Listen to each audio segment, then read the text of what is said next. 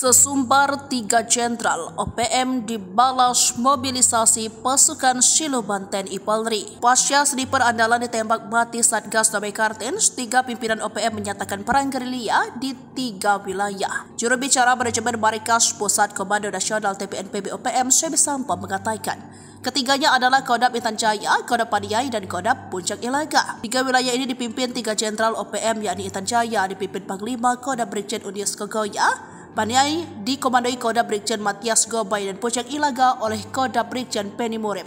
Menurut dia, peperangan akan berlangsung di 3 wilayah itu. Dia mengklaim dalam perang ini OPM akan memanfaatkan strategi gerilya. Dia percaya OPM bisa menghadapi TNI Polri. Tindakan ini ditanggapi dingin aparat TNI Polri. Hal ini ditegaskan Pangkogap Wilhan 3 Letjen TNI Richard Tampumolon. Dia mengatakan TNI Polri bekerja keras mengamankan setiap jengkal wilayah Papua, terutama daerah Intan Jaya, Paniai, Sorong Raya, dan Puncak Ilaga yang menjadi sasaran tindak kriminal dan teror OPM.